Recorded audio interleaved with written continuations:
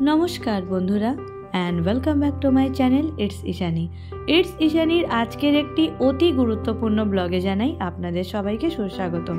তো বন্ধুরা, যেমনটা আমি আপনাদের সবাইকে প্রমিস করেছিলাম যে খুব রিসেন্টলি আমি আপনাদের সবার জন্য একটা প্রচণ্ড ইউজফুল ব্লগ আনতে চলেছি, আর আজকে কিন্তু আমি আমার কথা রেখেছি। আজকের আমার ব্লগটা হতে চলেছে বাথরুম পরিষ্কার রাখার কিছু টিপস, মানে বাথরুমকে সবসময় ঝাঁ চকচকে এবং একেবারে ক্লিন রাখার 17টি অতি গুরুত্বপূর্ণ টিপস, যা আমাদের প্রত্যেক গৃহিণীদের এবং সবার আশা করি অনেক কাজে লাগবে। তাহলে বন্ধুরা, আমার আজকের এই ব্লগটা কিন্তু পুরোটা দেখো, আর যদি আমার চ্যানেলের ব্লগগুলো ভালো লাগে তাহলে সাবস্ক্রাইব করে এই জার্নিতে আমার পাশে থেকো। তাহলে চলো শুরু করা যাক টিপস নাম্বার 1 দিয়ে। বন্ধুরা, আমাদের এই বাথরুমের যে কাঁচগুলো থাকে, মানে যেগুলো আমাদের বাথরুমের মধ্যে যেই কাঁচগুলো থাকে, সেগুলো কিন্তু খুব অপরিষ্কার হয়ে যায়। অপরিষ্কার হয় অনেক সময় আমরা যে গিজারের থেকে জলটা নিই সেটার যে বাষ্পটা ওঠে সেটার কারণে, বা এমনিতে বাথরুমের যে ময়লাগুলো থাকে সেটার কারণে। তো সেটাকে কিন্তু আমরা মোটামুটি যদি সপ্তাহে একবার করে একটু ক্লিন করে নিই, আর ক্লিন করার জন্য যেটা আমাদের করতে হবে, প্রথমে আমরা এই কাঁচের ওপরে একটু হালকা করে ঠান্ডা জল ছিটিয়ে নেব, এবং তারপর কিন্তু আমরা একটা পেপার দিয়ে বা যে কোনো কাগজ দিয়ে আমরা ভালো করে কাঁচটাকে ঘষে নেব। এতে কিন্তু বন্ধুরা কাঁচটা একেবারে নতুনের মতো চমকে যাবে, যেটা তোমরা দেখতেই পাচ্ছ। এই টিপসটা কিন্তু তোমরা প্রত্যেক সপ্তাহে একবার করে ট্রাই করতে পারো। এবার আসছি টিপস নাম্বার 2তে। বন্ধুরা, বাথরুমে আমরা যেই সমস্ত প্লাস্টিকের জিনিসপত্র ব্যবহার করে থাকি, সেটা আমাদের প্লাস্টিকের বালতি হতে পারে, টুল হতে পারে, মগ হতে পারে, বা যে কোনো জিনিস হতে পারে। আজকের অবশ্যই আমি আমার এই টিপসটা তোমাদেরকে টুলের ওপর দিয়ে দেখাচ্ছি, কিন্তু তোমরা কিন্তু এই জিনিসটা বালতি, মগ যে কোনো জিনিসের ওপর অ্যাপ্লাই করতে পারো। তো বন্ধুরা, দীর্ঘদিন কিন্তু বাথরুমে থাকার ফলে এই টুল, বালতি, মগ এগুলোতে কিন্তু এক একটা সাদা সাদা ছোপ ছোপ দাগ পড়ে যায়, তাই না? তো এগুলোকে কিন্তু ওঠানোর জন্য একটা খুবই ইজি টিপস রয়েছে। আমরা কিন্তু প্রথমে এগুলোর ওপর অল্প একটু হাপিক ছড়িয়ে দেব, এবং হাপিক ছড়িয়ে দেওয়ার পর আমরা যে কোনো একটা টুথব্রাশ, যেগুলো আমরা এখন ব্যবহার করি না, সেটা দিয়ে কিন্তু এগুলোর গাটাকে একদম ভালো করে অনেকক্ষণ ধরে আমরা ঘষে নেব। তো বন্ধুরা, তোমরা দেখতেই পাবে এগুলোর কিন্তু গাটা ভালো করে ঘষে নেওয়ার পর এগুলো কিন্তু একদম নতুনের মতো চমকাবে। তোমরা দেখতেই পাচ্ছ যে আমাদের এই টুলটা কিন্তু একেবারে দেখো নতুনের মতো চমকাচ্ছে। তো বন্ধুরা, এটা কিন্তু তোমরা মোটামুটি 15 দিনে একবার করলেই যথেষ্ট। এবার আসছি টিপস নাম্বার 3তে। বন্ধুরা, আমরা কিন্তু আজকাল অনেকেই এই শ্যাম্পু বা কন্ডিশনারের ডাব্বা ব্যবহার করি না। আমরা কিন্তু দোকানে যেরকম পাউচ পাওয়া যায় সেগুলো ব্যবহার করি। এগুলো যেরকম আমাদের পয়সাকে সাশ্রয় করে, সেরকমই কিন্তু এগুলো কিনলে মোটামুটি একটা ভালো আন্দাজ থাকে যে আমরা কতটা ব্যবহার করব। তো যাই হোক বন্ধুরা, এগুলোকে কিন্তু আমরা এখানে সেখানে ছড়িয়ে ছিটিয়ে বাথরুমে না রেখে আমরা কিন্তু এরকম একটা প্লাস্টিকের কন্টেনার নিতে পারি। আমি কিন্তু এখানে আমার আমুল বাটারের একটা কন্টেনার নিয়েছি, এবং সেটার মধ্যে কিন্তু আমি যেটা করে থাকি যে আমি এরকম শ্যাম্পু আর কন্ডিশনারের যতগুলো পাউচ আছে এটার মধ্যে সুন্দর করে গুছিয়ে রাখি। কাজের টিপস নয় কি বলো? তাহলে এবার আসছি আমরা টিপস নাম্বার 4-এ। বন্ধুরা, আমরা কিন্তু সবাই আমাদের বাথরুমে গায়ে মাখা সাবানের জন্য একটা আলাদা করে সাবান কেস রাখলেও বা জায়গা করলেও আমরা কিন্তু কাপড় কাচা সাবানের জন্য সেরকমভাবে আলাদা কোনো জায়গা করি না। তো তোমরা যে জিনিসটা করতে পারো, দেখো এরকম তোমরা কিন্তু আলাদা একটা করে সাবান রাখার জায়গা করতে পারো। এখানে কিন্তু আমি একটা স্টিলের এরকম সুন্দর ছোট দেখে সোপ রাখার এরকম একটা আমি জিনিস কিনে নিয়েছি, তোমরাও কিনে নিতে পারো। আর যেহেতু এগুলোর নিচে কিছুদিন অন্তর অন্তরই সাবান লেগে থাকে, তো এগুলো কিন্তু যদি আমরা কিছুদিন অন্তর অন্তর এরকম একটু স্কচ ব্রাইট দিয়ে ঘষে দিই, এমনি স্কচ ব্রাইটটাকে প্লেন জলে ভিজিয়ে, আর কিছুই না, তাহলেই কিন্তু দেখো দাগটা উঠে যাবে। তো যাই হোক বন্ধুরা, এখানে আমরা এরপরে সাবানটা রেখে দেবো, আর সাবানের ওপরই কিন্তু আমরা কাপড় কাচার ব্রাশটা এখানে রেখে নিলাম। তাহলে আমরা এবার আসছি টিপস নাম্বার 5-এ। এই টিপসটা কিন্তু বন্ধুরা একটা প্রচণ্ড উপকারী টিপস। বন্ধুরা, আমাদের সবার বাড়িতে আজকাল কিন্তু স্টিলের কল, স্টিলের ওই যেগুলো হ্যান্ড শাওয়ার থাকে, বা স্টিলের নানান রকমের কিন্তু বাথরুম অ্যাক্সেসরিজ থাকে। তো এগুলো কিন্তু বন্ধুরা কিছুদিন পরপরই দেখবে একটা মরচে পড়া কালার এসে যায় এগুলোর মধ্যে, বা আমরা যেরকম এগুলোকে কিনে থাকি এগুলো কিন্তু পরবর্তীকালে সেরকম থাকে না। এগুলোর কিন্তু মধ্যে একটা দাগ দাগ, ছোপ ছোপ এরকম ভাব চলে আসে। তো এগুলোকে কিন্তু বন্ধুরা পরিষ্কার করার একটা অতি সহজ উপায় আছে, সেটা হচ্ছে এগুলোর গায়ে যদি আমরা কোলগেট মাখিয়ে বা যে কোনো পেস্ট মাখিয়ে যদি আমরা এগুলো আধ ঘন্টার জন্য ছেড়ে দিই এবং আধ ঘন্টা পর যদি আমরা এগুলোকে প্রথমে একটু একটা স্কচ ব্রাইটকে একটু ভিজিয়ে নিলাম, তারপর আমরা এটাকে একটু হালকা হালকা করে ঘষে নিচ্ছি। যদি আমরা এভাবে উঠাতে থাকি বন্ধুরা, তোমরা কিন্তু দেখতে পাবে যে কলটা একেবারে কিন্তু নতুনের মতো চমকাবে। কলের গায়ে কিন্তু কোনো দাগ ছোপ কিছু থাকবে না। তবে হ্যাঁ, আধ ঘন্টা অবশ্যই রেখো। বন্ধুরা, তোমরা অনেকেরই বাড়িতে দেখতে পাবে যে সমস্ত বাথরুম সব কিছু পরিষ্কার, কিন্তু এই কলের কিন্তু গায়ে একটা দাগ দাগ ছোপ ছোপ কিন্তু একেবারে লেগে আছে। তো যাতে এই জিনিসগুলো না থাকে সেটার জন্য কিন্তু এই হ্যাকটা একেবারে উপকারী হ্যাক। তোমরা যদি আধ ঘন্টা, দরকার হলে যদি 35 মিনিট 40 মিনিট এই অবস্থায় রেখে দাও, কল কিন্তু একেবারে বন্ধুরা চমকে যাবে। আর এটা কিন্তু তোমাদের মোটামুটি মাসে একবার করলেই চলবে। এটা কিন্তু 7 দিন 10 দিনে করারও কোনো দরকার নেই। তাহলে আমরা এবার আসছি পরবর্তী টিপসে। Tips number 6। বন্ধুরা, আমি তোমাদেরকে এর আগেও একবার বলেছিলাম, কিন্তু যেহেতু এটা আমার বাথরুম ক্লিনিং স্পেশাল ব্লগ, তাই কিন্তু আমি তোমাদেরকে আজকে এটা আরেকবার শেয়ার করে দিচ্ছি। বন্ধুরা, বাথরুমের বাইরে আমাদের যেই বেসিনগুলো থাকে, ওয়াশ বেসিনগুলো, সেগুলোকে কিন্তু আমাদের সব সময় পরিষ্কার রাখতেই হয়, তাই না? কারণ সারাদিনের একটা বেশিরভাগ সময় হাত ধোয়া মুখ ধোয়া এখানেই চলে। তো আমি বন্ধুরা যেটা এখানে প্রথমেই করলাম, প্রথমে আমি এখানে 2 ছিপি ভিনিগার বেসিনের ওপর খুব ভালো করে ছড়িয়ে দিলাম। এবার আমি এখানে হাফ চা চামচ বেকিং সোডা নিয়ে এটার ওপরে ছড়িয়ে দিলাম এবং সবার শেষে আমি একটু ভিম লিকুইড নিয়ে চারদিকে সুন্দর করে ছড়িয়ে দিলাম। এরপর আমি যেটা করছি, আমি একটা ব্রাশকে প্রথমে ভিজিয়ে নিয়েছি এবং ভিজিয়ে নেওয়ার পর আমি কিন্তু সুন্দর করে এটাকে আমি প্রথমে একটু ভালো করে ঘষে নিচ্ছি। তবে বন্ধুরা, এই বেকিং সোডা, ভিম লিকুইড এবং ভিনিগার এগুলো ছড়িয়ে কিন্তু তোমাদেরকে আধ ঘন্টার জন্য বেসিনটাকে এই অবস্থাতে একেবারে ছেড়ে দিতে হবে। তারপর কিন্তু তোমাদেরকে বেসিনটা ভালো করে ধুতে হবে। এই আধ ঘন্টার মধ্যেই কিন্তু যা হওয়ার একেবারে হয়ে যাবে। তো চলো বন্ধুরা, এবার কিন্তু আমরা এটাকে ভালো করে একটু ধুয়ে নিচ্ছি।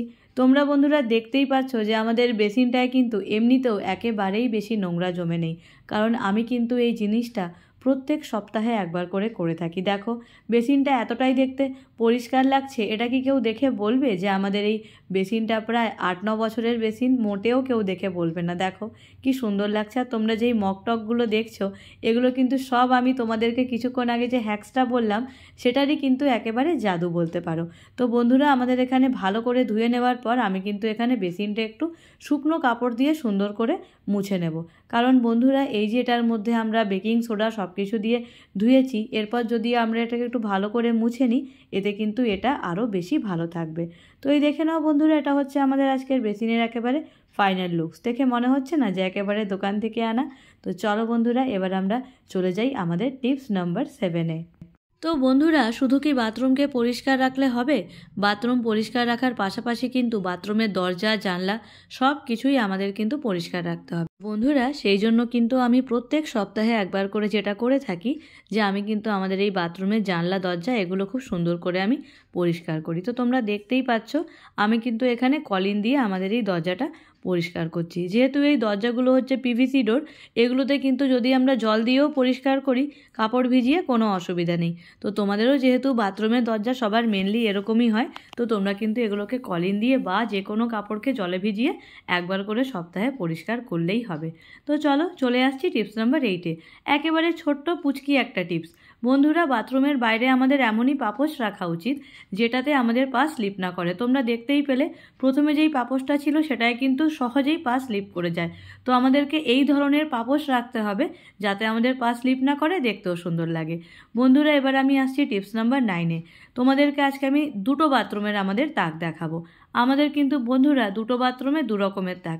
প্রথমে আমি তোমাদেরকে আমাদের এই বাথরুমের তাকটা দেখাচ্ছি। দেখো, এই বাথরুমে যেই তাকটা আছে এটা কিন্তু আমি যখনই পরিষ্কার করি, এটা কিন্তু আমি যে কোনো একটা কাপড়কে সুন্দর করে জলের মধ্যে একটু ভিজিয়ে নিই। ভিজিয়ে নেওয়ার পর আমি কিন্তু এই ভেজা কাপড় দিয়ে এই তাকগুলোকে পরিষ্কার করে নিই। কোনো সার্ফের জল দিই না, কলিন দিই না, কিচ্ছু না। জাস্ট একটু কাপড়টাকে ভিজিয়ে নিয়ে আমি পরিষ্কার করে নিই। এই তাকগুলো কিন্তু বন্ধুরা প্রচণ্ড নোংরা হয়। এগুলো কিন্তু 7 দিনে একবার করে পরিষ্কার করা খুব দরকার। তোমরা দেখতেই পেলে যে এখানে কিন্তু কতটা নোংরা ছিল। যদিও আমি প্রত্যেক সপ্তাহে এগুলো পরিষ্কার করি, তাও কিন্তু নোংরাটা এখানে থেকেই যায়। পাশাপাশি দেওয়ালটাও একটু হালকা করে মুছে ফেললাম। এরপর আর কি, এগুলো মোছা একেবারে কমপ্লিট, তাক আমার একেবারে পরিষ্কার। এবার এখানে টুকটুক করে সমস্ত জিনিসপত্রগুলো সাজিয়ে নিচ্ছি। বন্ধুরা আমি কিন্তু তোমাদেরকে আমার আরেকটা বাথরুমের তাকও দেখাবো। সেই তাকটা আবার অন্যরকম, সেটাকে কিন্তু অন্যরকমভাবে পরিষ্কার করি, কিন্তু এই ধরনের তাকগুলোকে তোমরা সিম্পল জলে ভিজিয়ে পরিষ্কার করতে পারো। চলে আসছি টিপস নাম্বার 10-এ। বন্ধুরা বাথরুমে আমাদের অনেক সময় আমরা সাবানের প্যাকেট, শ্যাম্পুর প্যাকেট বা অনেক এমন কিছু কন্টেনার যেগুলো আমাদের আর হয়তো লাগবে না, যেগুলো আমরা ফেলে দেব, সেগুলো আমরা এখানে ওখানে না ফেলে যদি আমরা বাথরুমে এরকম একটা মগ বা ছোট একটা ডাস্টবিন বা যে কোনো একটা কন্টেনার রেখে দিই, আর আমরা যদি ওগুলোর মধ্যে এই জিনিসগুলোকে ফেলি, তাহলে কিন্তু আমাদের বাথরুম যেরকম অপরিষ্কার হবে না, নোংরা হবে না, সেরকম বাথরুমটা দেখতে কিন্তু সবসময় ক্লিন রাখবে। তো বন্ধুরা এবার আমি আসছি টিপস নাম্বার 11-এ। বন্ধুরা বাথরুমের কিন্তু ওয়াল টাইলস একটা এমন জিনিস যেটা কিন্তু প্রচণ্ডভাবে নোংরা হয়। হয়তো আমরা অনেক সময় সেই নোংরাটা বুঝতে পারি না, কিন্তু তার মানে এটা নয় যে এটা নোংরা হয় না। তো দেখো আমি এরকম একটা ব্রাশ কিনে রাখি, এটা দিয়ে কিন্তু আমি শুধুমাত্র ওয়াল টাইলসগুলোই পরিষ্কার করি, অন্য কিছুই পরিষ্কার করি না। তো আমি যেটা করে থাকি, আমি কিন্তু প্রত্যেক সপ্তাহে এটা একবার করে করি। প্রথমে আমি দেওয়ালে একটু ঠান্ডা জল ছিটিয়ে নিলাম, ঠান্ডা জল ছিটিয়ে নেওয়ার পরে আমি দেওয়ালে একটু হাপিক দিয়ে দিলাম। এবার এই ব্রাশটা দিয়ে আমি সুন্দর করে কিন্তু ঘষে ঘষে ময়লাগুলো তুলে নিচ্ছি। বন্ধুরা হাপিক দেওয়ার আগে কিন্তু সবসময় দেওয়ালে জল ছিটিয়ে নিতেই হবে, না তো কিন্তু এই টাইলসের ফাঁকে ফাঁকে যেই পুট্টিগুলো থাকে সেগুলো কিন্তু উঠে যেতে পারে। তো বন্ধুরা সেই কারণেই আমরা কিন্তু দেয়ালে সরাসরি কোনো দিনই হাপিকটা না দিয়ে প্রথমে আমরা একটু ঠান্ডা জল দেওয়ালের মধ্যে ছিটিয়ে নেব, এবং তারপর আমরা হাপিক দিয়ে এরকম সুন্দর একটা হ্যান্ডেলওয়ালা ব্রাশ যদি আমরা ব্যবহার করি, এতে কিন্তু আমাদের খাটনিটা কম হবে এবং দেয়ালটা খুব সুন্দর পরিষ্কার হবে।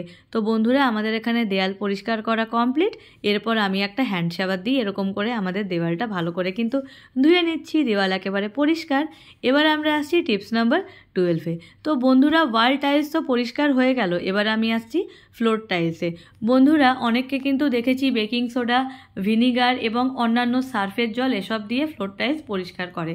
তবে যখন আমাদের হাতের কাছে একটা ইজি উপায় আছে, তখন আমরা এত কষ্ট কেন করতে যাব?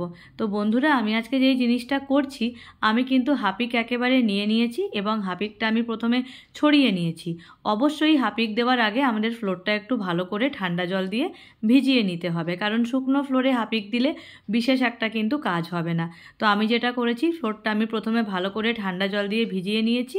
এরপর আমি এখানে হাপিকটা দিয়ে দিলাম, এবং হাপিকটা এখানে দিয়ে দেওয়ার পরে প্রথমে আমি একটু ঠান্ডা জল দিয়ে ভালো করে জায়গাটা ধুয়ে নিচ্ছি। ধুয়ে নেওয়ার পর তোমরা যেটা দেখতেই পেলে, এই যে আমাদের হাতলওয়ালা এই যে সুন্দর দেখতে ব্রাশগুলো আছে, এইগুলো দিয়ে আমরা কিন্তু ভালো করে জায়গাটা পরিষ্কার করে নেব।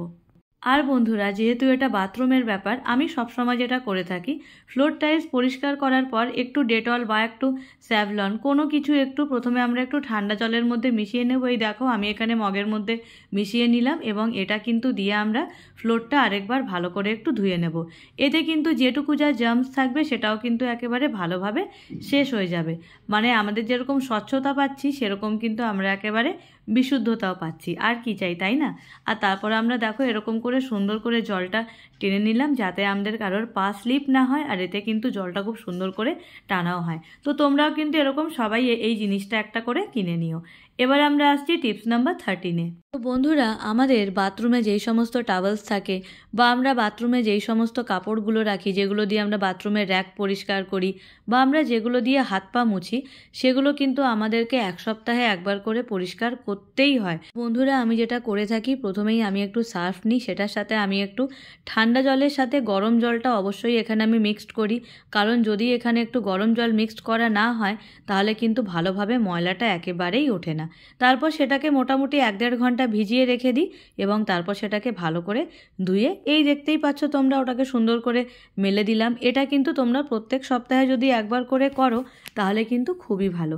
আর এটার জন্য কিন্তু গরম জলটা অবশ্যই ব্যবহার করবে, এতে কিন্তু এগুলো খুব ভালো পরিষ্কার হয়। তাহলে দেখো আমার এটাকে মোটামুটি দেখো শুকনো করা হয়ে গেছে, একেবারে কমপ্লিট। এরপর আমি আবার জিনিস জায়গায় রেখে দিলাম। তাহলে চলো বন্ধুরা নেক্সট টিপে যাওয়া যাক। এটা হচ্ছে আমার টিপস নাম্বার 14। বন্ধুরা আমরা সবাই এখন এই বডি ওয়াশের যুগে বডি ওয়াশ ব্যবহার করতে অভ্যস্ত হলেও সাবানের প্রতি ভালোবাসাটা কিন্তু একেবারে যে চলে গেছে সেটা নয়। আমরা কিন্তু সবাই কম বেশি সাবান ব্যবহার করেই থাকি, কিন্তু সাবানে আমরা যেই কেসটায় রাখি, মানে আমাদের সোপ কেস, সেটা কিন্তু অনেক সময় ভীষণ নোংরা থাকে, কিন্তু সেদিকটা কিন্তু আমাদের সবার চোখ এড়িয়ে যায়। তো আমরা যেই জিনিসটা করতে পারি, আমি এটা যেখানে করে থাকি, সাবান কেসে যেহেতু অলরেডি সাবান থাকে, আলাদা করে স্কচ ব্রাইট বা কোনো ডিশওয়াশার নেওয়ার কোনো প্রয়োজন নেই। আমি এখানে যেটা করেছি, আমাদের বাথরুমে একটা স্কচ ব্রাইট সবসময় রাখাই থাকে। বাথরুমে যেই সমস্ত জিনিসপত্র আছে সেগুলো ধোয়ার জন্য আমি স্কচ ব্রাইট দিয়ে প্রথমে সোপ কেসটা খুব ভালো করে ধুয়ে নিলাম। আর এই দেখো, ধুয়ে নেওয়ার পরে একেবারে এটা নতুনের মতো হয়ে গেছে, চমকে গেছে। এটা যে এতদিন আগের, দেখে কি কেউ এটা আদৌ বলবে? আর এরপর টুক করে এখানে সুন্দর একটা শীতকালের সাবান নিয়ে নিলাম, পিয়ার্স, যেটা আমার প্রচণ্ড ফেভারেট, তো সেটা নিয়ে নিলাম। সেটা নিয়ে এখানে সোপ কেসে রেখে দিলাম। এবার একটা কাজ করব বন্ধুরা, আমরা সবাই যেখানে সাবান রাখি দেখবে জল কিন্তু পড়ে পড়ে সেটার নিচটা একেবারে সাবান সাবান হয়ে যায়। তো আমরা যেখানে সাবান রাখি, যদি সেটার নিচে এরকম একটা প্লাস্টিক রেখে দিই, তাহলে কিন্তু জায়গাটা ওরকম ফেনা ফেনা হবে না। তো এবার আমি আসছি টিপস নাম্বার 15-এ। বন্ধুরা, টুথব্রাশ দিয়ে আমাদের সবার দাঁত পরিষ্কার থাকলেও টুথব্রাশ আমরা যেই স্ট্যান্ডে রাখি সেটা আমরা কজন বলো তো সময় সময় পরিষ্কার করি? যদি ভালো করে দেখো তাহলে কিন্তু দেখতে পাবে বেশিরভাগ বাড়িতেই এই টুথব্রাশের যে স্ট্যান্ডটা থাকে সেটা কিন্তু প্রচণ্ড নোংরা থাকে। তো আমিও বন্ধুরা যেই জিনিসটা করে থাকি, মোটামুটি এটা মাসে একবার করলেই এনাফ। এটা কিন্তু 7 দিন 10 দিনে করার কোনো প্রয়োজন নেই। আমি প্রথমে স্কচ ব্রাইটের মধ্যে অল্প একটু ভিম লিকুইড নিয়ে নিয়েছি, তারপর আমি সুন্দর করে আমাদের এই দেখো ব্রাশের স্ট্যান্ডটাকে ধুয়ে ফেলছি। যেহেতু এগুলো প্লাস্টিকের থাকে, এগুলো কিন্তু ধুতে খুব একটা কষ্ট হয় না। তবে হ্যাঁ, যদি তোমাদের ভেতর অবধি হাত না যায়, তোমরা কিন্তু একটা পুরনো টুথব্রাশকে ব্যবহার করে তোমরা কিন্তু এটার ভিতরটা ভালো করে ধুয়ে নিতে পারো। আমার যেহেতু ভেতর অবধি হাত পৌঁছে যাচ্ছিলো, তাই আমার দরকার পড়েনি। তো এই দেখো বন্ধুরা, আমার এটাকে ধোয়া হয়ে গেছে। এরপর আমি এটাকে শুকনো কাপড় দিয়ে কিন্তু মুছে নিয়েছি। এরপর আমি এখানে ব্রাশগুলো আর পেস্টটা সুন্দর করে রেখে দিচ্ছি। আর চলো এবার আমি জিনিসটা জায়গায় একেবারে রেখে দিই। তাহলে চলো বন্ধুরা, চলে যাওয়া যাক টিপস নাম্বার 16-এ। তো বন্ধুরা, এটা হচ্ছে আমাদের বাথরুম শেলফ। তোমরা দেখতেই পাচ্ছ এই শেলফটা কিন্তু আমার খুব পছন্দের ছিল। তো যাই হোক বন্ধুরা, এটা কিন্তু প্রচণ্ড নোংরাও হয়। আমাদের এমনিতে সত্যি বলতে বাথরুমে আমাদের বলে কেন সবারই এত জিনিসপত্র থাকে, এগুলো কিন্তু ছড়িয়ে ছিটিয়ে রাখার থেকে এরকম যদি আমরা একটা শেলফের মধ্যে রাখি, এতে কিন্তু যেরকম বাথরুমটা দেখতে সুন্দর লাগবে, সেরকমই কিন্তু সমস্ত জিনিসপত্র আমরা হাতের কাছে পেয়ে যাব, তাই না? তো বন্ধুরা, আমি এখানে যেই জিনিসটা করেছি, আমি কিন্তু একটা কাপড়কে ঠান্ডা জলের মধ্যে ভিজিয়ে নিয়েছি এবং আমি সেটা দিয়ে এই শেলফটাকে সুন্দর করে পরিষ্কার করে নিচ্ছি। বন্ধুরা, এগুলোই কিন্তু খুব এমন কিছু ময়লা জমে না যেটার জন্য আমাদেরকে সাবান বা সার্ফ ব্যবহার করতে হবে। প্লেন ওর জন্য একটা আমি কাপড়কে জলে ভিজিয়ে নিয়ে ময়লাগুলো আমি এখানে উঠিয়ে ফেলছি। বন্ধুরা, সত্যি বলতে বাথরুমে এত জিনিসপত্র থাকে, সেগুলো কিন্তু শুধুমাত্র একটা তাকে রাখা প্রচণ্ড ইম্পসিবল ব্যাপার। তাই এরকম একটা তাক কিন্তু সত্যি বলতে আমাদের সবারই বাথরুমের জন্য খুবই দরকার। তো বন্ধুরা, প্রথমে এটাকে ভালো করে মুছে নিচ্ছি। এবার এখানে আমি যেই সমস্ত জিনিসগুলো আমাদের সব সময় লাগে না, বা হয়তো যেটা আমাদের দিনে একবারই লাগে, আমি কিন্তু এখানে সেই সমস্ত জিনিসপত্রগুলো সুন্দর করে সাজিয়ে নেব। তাহলে দেখো, এই তাকে কিন্তু আমরা বোধোর সমস্ত শ্যাম্পুগুলো রাখি। বোধোর আমাদের যা যা শ্যাম্পু লাগে ওগুলো সব আমাদের এই ওপরের তাকটাতে, এই কর্নারের যে তাকটা এর মধ্যে থাকে। এবার বন্ধুরা, এখানে আমি যেই সমস্ত জিনিসগুলো কম লাগে ব্যবহারে, শেভিং কিটের যেগুলো, সেগুলো আমি ওপরে রেখে নিচ্ছি। আর বন্ধুরা, নিচে আমি সেই সমস্ত জিনিসপত্রগুলো রাখবো যেগুলো কিন্তু যেরকম ধরে নাও এই লাইজল, ফিনাইল, তারপর উজালা, কমফোর্ট, হাপিক, এই সমস্ত টাইপের জিনিসগুলো এখানে রাখবো। তারপর তোমার এখন আবার রিভাইভও এসে গেছে, যেহেতু এখন শীতকাল এসে গেছে। তো বন্ধুরা, এই সমস্ত নিয়ে আমাদের এই তাকটা কিন্তু মোটামুটি একেবারে দেখো ভরে গেছে। তো বন্ধুরা, আমি কিন্তু এখানে এমনিতে সাবান, শ্যাম্পু বা আমাদের কন্ডিশনার, ফেস ওয়াশ এসব কিচ্ছু রাখি না। এসবের জন্য আলাদা তাক আছে, আমরা কিন্তু এর মধ্যে এই সব জিনিসগুলো রাখি। এবার বন্ধুরা, তোমরা দেখতেই পাচ্ছ তাকের কিন্তু শুধুমাত্র নিচটা না, তাকের ওপরেও কিন্তু দেখো তোমরা কতটা ময়লা জমেছিল। তো আমি যেটা এখন করছি, আমি কিন্তু প্রথমে ওপরের ময়লাটাও খুব সুন্দর করে এখানে আমি ওই ভেজা কাপড়টা দিয়েই পরিষ্কার করে নিচ্ছি। এরপর আমার যেই সমস্ত জিনিসগুলো তাকে হয়নি, সেটা কিন্তু আমি তাকেরই ওপরের ভাগে রাখছি। দেখো, এখানে আমি এই সবগুলো রেখে নিচ্ছি। এই তাকগুলোই কিন্তু এত জিনিস হয়ে যায় যে বাথরুমটাও যেরকম পরিষ্কার থাকে, সেরকম জায়গাও কম লাগে। সুন্দর না? তো বন্ধুরা, এবার আমি আসছি আমার আজকের একেবারে লাস্ট টিপসে, টিপস নাম্বার 17।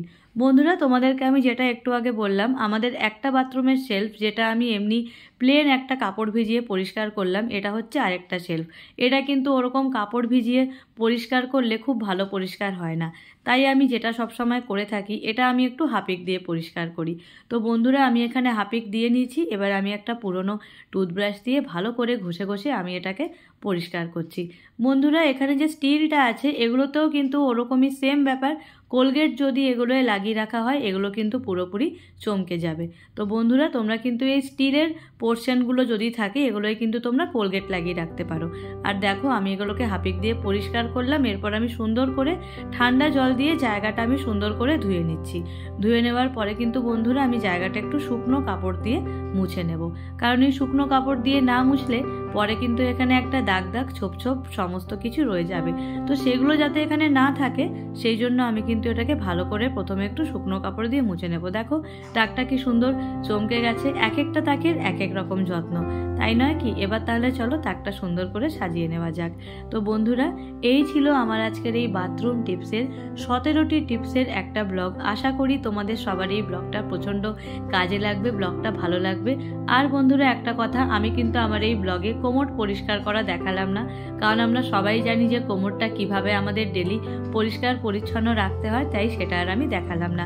যদি ভালো লেগে থাকে আমাকে সাপোর্ট করে আমার পাশে থেকো, আর অবশ্যই দেখতে থেকো ইটস ইশানি। টাটা।